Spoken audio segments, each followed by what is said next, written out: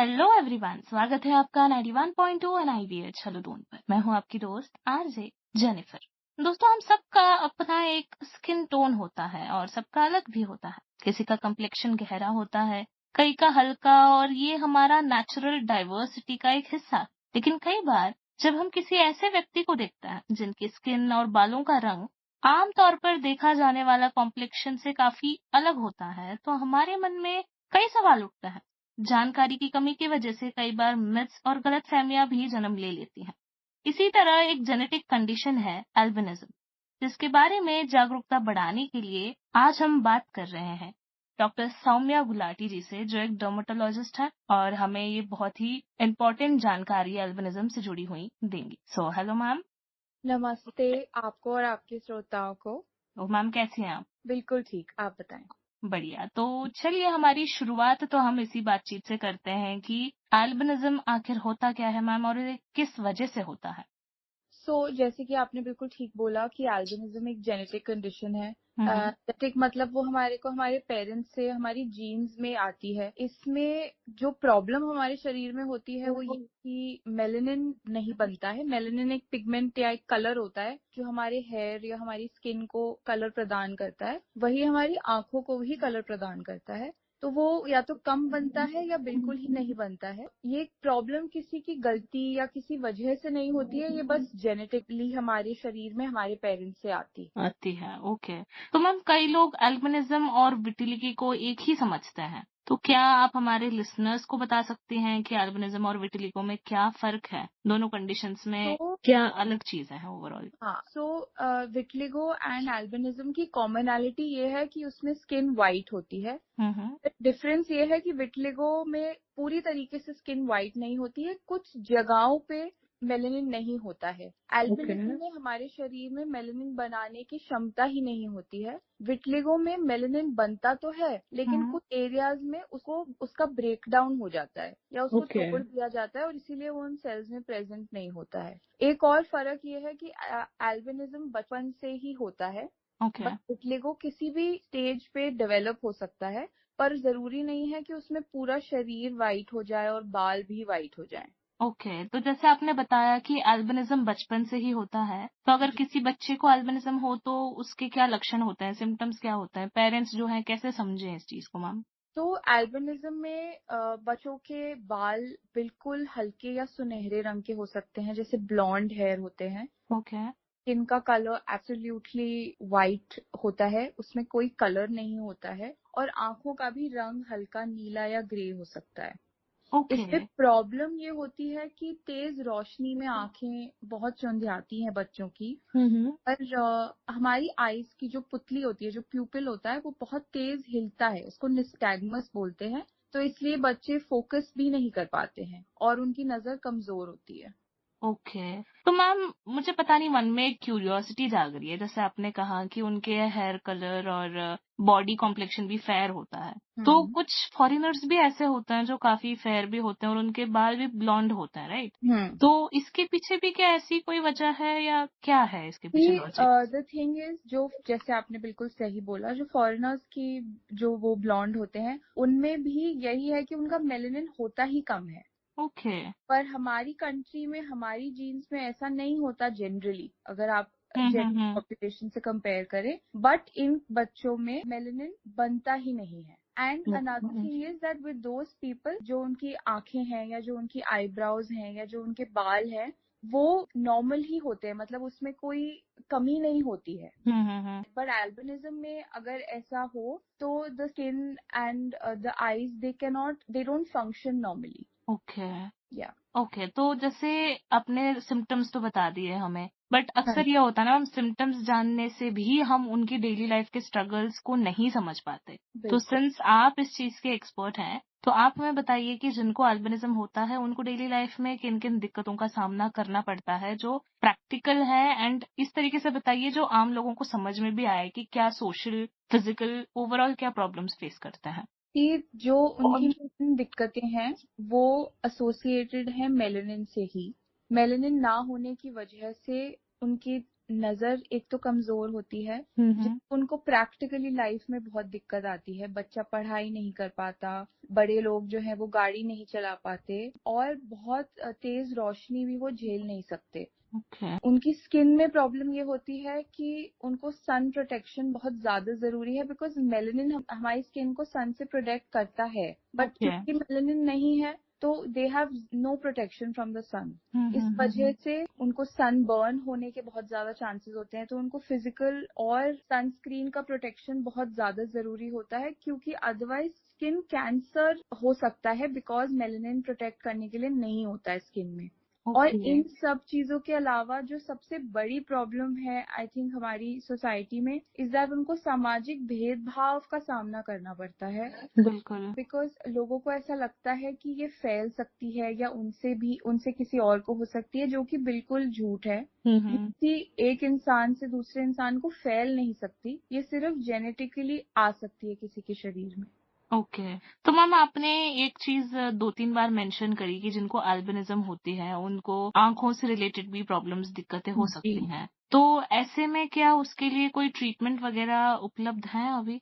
Treatment तो अभी तक हम कोई इसका परमानेंट सोल्यूशन तो हम नहीं ढूंढ पाए हैं, बिकॉज ये एक जेनेटिक कंडीशन है। जेनेटिक कंडीशन में होता ये है कि वो जो प्रॉब्लम है वो हर बॉडी के हर सेल में होती है, तो you can't change that. But yes, उसको सपोर्ट करने के लिए हमारे पास चीजें अवेलेबल है, जैसे कि चश्मे या कॉन्टैक्ट लेंसेज पहन सकते हैं वो लोग जिनकी आंखें कमजोर हैं। और भी ओके अगर चश्मों से इनफ नहीं सपोर्ट मिलता तो लो विजन एड्स अवेलेबल होते हैं। अनदर थिंग जो हमें बहुत जरूरी जो हम यूज कर सकते हैं is tinted glasses, even for normal life, क्योंकि सन ग्लासेस की जो लेंसेज होते हैं वो बहुत डार्क होते हैं, तो वो अंदर नहीं पहने जाते। But tinted glasses are not so dark, so they provide protection both ways, अंदर भी और बाहर भी। बाहर भी, इंडोर एंड आउटडोर दोनों जगह। Okay Yes. तो And another thing that they should keep doing is to keep getting a normal health eye checkup done every now and then. Okay okay ma'am, तो इसी के साथ एक और कंसर्न भी आता है, जैसे आपने कहा कि वो सनलाइट के लिए बहुत ही ज्यादा सेंसिटिव होते हैं धूप के Yes. प्रति, तो हाँ ऐसे में उनको अपनी स्किन को सुरक्षित रखने के लिए कौन कौन सी बातों का डेली लाइफ में ध्यान रखना होता है, किन रूटीन चीजों को उन्हें फॉलो करना पड़ता है या करना चाहिए? तो सबसे इम्पोर्टेंट चीज जो उनको रूटीनली फॉलो करनी चाहिए is the application of sunscreen to the whole body? for for the maximum part of the body, especially the exposed area. Okay one is sunscreen, 30 SPF and above की sunscreen उनको लगानी चाहिए और उनको reapply करनी चाहिए। एक्चुअली सनस्क्रीन जब हम उसको लगा लेते हैं तो वो अप टू 2 to 3 आवर्स ही फंक्शनल होती है, तो इसीलिए उसको बार बार अप्लाई करना बहुत इंपॉर्टेंट है for you to okay get the proper benefit. के अलावा टोपी, छाता, फुल स्लीव्स कपड़े, physical protection, not only sunscreen but ऐसी चीजें जो आपको धूप से फिजिकली प्रोटेक्ट कर सकती है, वो सब भी हमें यूज करना चाहिए। और एक्चुअली तो कोशिश ये होनी चाहिए कि जो तेज जो डायरेक्ट धूप का टाइम है विच इज मतलब सुबह 10 बजे से लेकर शाम को 4 बजे तक, उसमें बाहर जाना अवॉइड करना चाहिए जितना हो सके। जो बच्चे हैं जो स्कूल जाते हैं वो अवॉइड नहीं कर सकते, बट जितना जहां तक अवॉइड कर सके वो हमें करना चाहिए। ओके जी another thing that we should be careful of, like I said, कि क्योंकि एल्बिनिज्म में मेलेनिन नहीं होता है, तो वो मेन प्रोटेक्शन है हमारी, जो एक्सट्रीम प्रोटेक्शन वो स्किन कैंसर से हमें प्रोवाइड करता है, वो हमारे पास नहीं होता। सो अगर कोई स्किन में कोई दाग है तो वो इमीडिएटली चेक कराना चाहिए। ओके तो मैम एल्बिनिज्म क्या कोई इलाज है क्या? मतलब आपने आई का तो बता दिया, now let's talk about albinism. क्या इसका कोई इलाज है? क्या ये पूरी तरीके से क्यूरेबल होता है? इफ नॉट, ट्रीटमेंट क्या होता है? क्या इनको हमेशा मेडिसिन लेने पड़ते हैं? ओवरऑल क्या है ma'am? So like I said, इसका कोई इलाज या कंप्लीट ट्रीटमेंट तो हम अभी तक नहीं ढूंढ पाए हैं, और बट इसके साथ नॉर्मल लाइफ जीना बिल्कुल पॉसिबल है विद सपोर्ट। जैसे मैंने आपको बताया कि आंखों के लिए चश्मे या सन ग्लासेस या लो विजन एड्स यूज करके, and with the skin also physical and sunscreen protection से हम बिल्कुल नॉर्मल लाइफ जी सकते हैं। इसमें ऐसा कुछ नहीं है जो किसी के नॉर्मलसी को इनहिबिट करता है। ओके तो मैम जो एल्बिनिज्म से जो जूझ रहे हैं जो पर्सन्स हैं, उनके लिए रेगुलर चेकअप्स कितने ज़रूरी हैं और उन्हें किन डॉक्टर्स के पास जाना चाहिए? एक तो आपने ये तो बता दिया था कि आई चेकअप के लिए तो जाना चाहिए, बट बिल्कुल। रिगार्डिंग देयर स्किन उनको क्या ध्यान रखना है? क्या उसके लिए भी चेकअप्स ज़रूरी हैं? ये हाँ, भी बता तो दीजिए प्लीज़। स्किन में जैसे कि मैंने बोला कि अगर कोई दाग या कोई घाव ऐसा बनता है या कोई मोल है उनके शरीर में विच दे फील कि बढ़ रहा है या दर्द हो रही है या उसमें से खून आ रहा है या घाव बन गया है, तो वो चीजें हैं जो इमीडिएट अटेंशन जिनको जरूरत है। बट एक नॉर्मल अगर कोई नॉर्मल लाइफ जी रहा है तो साल में एक बार एक आई चेकअप और एक स्किन चेकअप इनफ होता है। ओके, तो ma'am we have come to the end of the segment, तो आखिर में आप हमारे लिसनर्स को ओवरऑल क्या मैसेज देना चाहेंगी? सो बेसिकली आई थिंक मैं सबको सिर्फ इतना बोलना चाहती हूँ कि एल्बिनिज्म अगर आप किसी को देखते हैं या आपके आसपास किसी को एल्बिनिज्म है तो ये समझना बहुत इम्पोर्टेंट है कि इंस्टेड ऑफ स्टिग्मा उनको हमारी सपोर्ट की जरूरत है। एंड ऑल्सो उनको किसी से कम नहीं समझना चाहिए। वो बिल्कुल नॉर्मल लोग हैं, उनके भी एस्पिरेशंस और टारगेट्स हमारी लाइफ के जैसे जैसे हम लोगों के होते हैं वैसे उनके भी नॉर्मल ही हैं। और हमें we should be an inclusive society. हमें किसी को आउटकास्ट नहीं करना चाहिए उनके कंडीशन के बेसिस पे, क्योंकि उनकी उसमें कोई गलती नहीं है, वो उनमें जेनेटिकली आया है, वो उसे बदल नहीं सकते। सो आई जस्ट फील कि इंक्लूजन की जरूरत है हमारी सोसाइटी को। बिल्कुल, और ये अवेयरनेस से आएगी बिल्कुल मैम, बिकॉज़ जब तक हम इन चीज़ों पे बात नहीं करेंगे, पीपल विल नेवर नो कि ये चीज़ें होती क्या हैं। That's and true. I think बहुत से ज़्यादा ऐसी मिसकंसेप्शंस या फिर मिथ्स इसी वजह से हैं, because lack of awareness of course. And that's why आज हमने ये इंटरव्यू किया है और इस ज़रिए आपने सारी जानकारी लोगों को दी है एंड बहुत ही सरल तरीके से दी है। So thank you so much. And आपने अपना कीमती समय दिया है, which is very much important. I know you were busy, still you tried your best. So thank you so much. And हमारे लिसनर्स के भी लिए हम यही कहना चाहेंगे कि हर व्यक्ति अपनी पहचान में खास ही होता है। There is no one who is different और एनीथिंग। हर कोई डिफरेंट होता है, अपने ही स्टाइल में डिफरेंट होता है। We just have to accept it and inclusion is the key. अगर हम सभी को एक्सेप्ट करेंगे, सभी को अपनी तरह समझेंगे, सभी को यूनिक समझेंगे, तो इन दी एंड सब कुछ अच्छा अच्छा ही होगा। सो ऐसे ही इन्फॉर्मेटिव वीडियोस एंड इंटरव्यूज के लिए हमारे साथ बने रहना गाइज, ओनली ऑन 91.2 NIVH हलोदून।